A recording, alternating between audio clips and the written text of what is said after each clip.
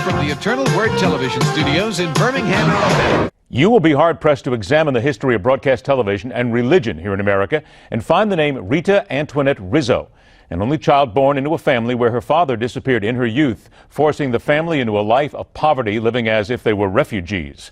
But there was a higher calling for Rita, who at the age of 21 entered the convent, handed her life over to God, and millions of people around the world owe their faith and words of kindness to Mother Mary Angelica of the Annunciation, who passed away Easter Sunday and leaves behind a legacy to rival that of Billy Graham and those who get more media attention. In the end, none more important than her.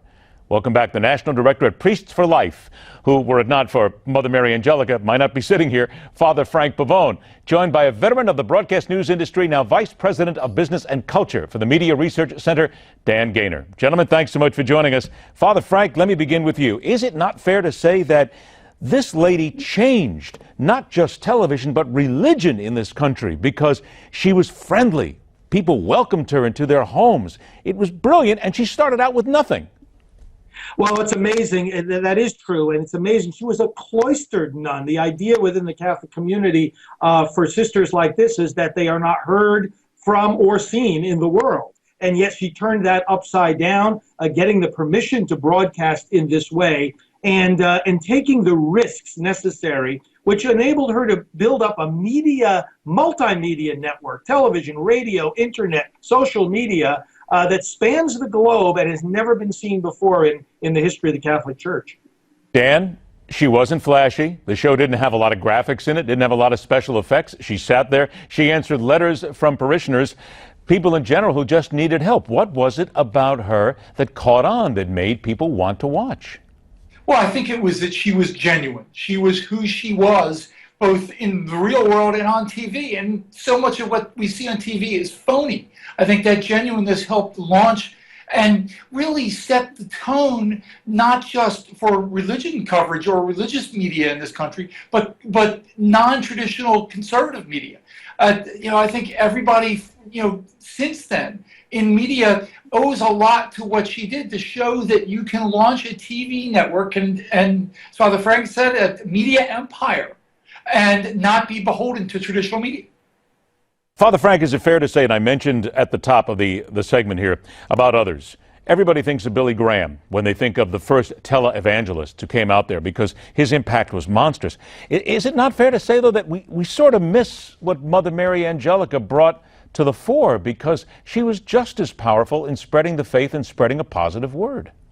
Well, she really was, and I'll tell you what I found out about her power. I came to know her in 1994 and have been broadcasting on her network ever since. And as I travel around in my work with the pro-life effort, I'm meeting people all over the country, all over the world, who are saying this: Mother Angelica provided for us, and her network continues to provide what we are not getting in our local parish, what we are not hearing in our local diocese. So there are a lot of gaps, not just from the fact that, well, some people don't even go to church and then maybe they'll hear her at home. It's more than that. It's people who do go to church, but they're not hearing a clear, compassionate, consistent message that they know corresponds to the Orthodox Catholic teaching. This is the gap she continues to fill.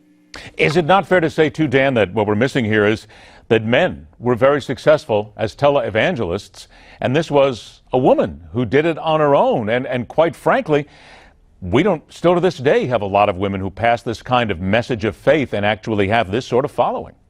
Yeah, the fact that she did this decades ago and is so groundbreaking, and yet because she didn't seek the limelight per se, the major media never noticed her. EWTN continues to reach hundreds of millions of Catholics around the world.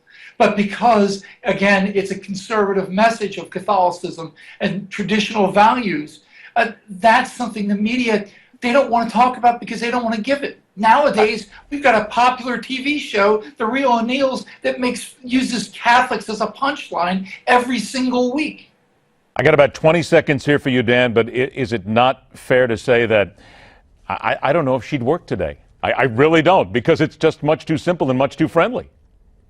Well, I think that kind of sincerity always plays well with people, no matter what media that you're working with.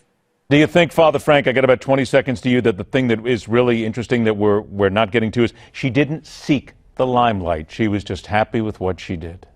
She sought above all the Lord, and she connected with the Lord in the people that she served, and vice versa. That for her was number one, and continues to be now in her legacy. A legacy that should live on forever. Hopefully it will, because there's a lot of guys out there, but boy, I'll tell you, Mother Mary Angelica, she was to the point. She got in trouble sometimes, but she made for entertaining television. Dan Gainor, Father Frank Pavone, gentlemen, thanks so much for joining us today. We're about to do the math on the candidates' tax proposals, and there's one candidate I will wager you will not vote for when you see the facts of his tax plan. There's a hint next on The Hardline.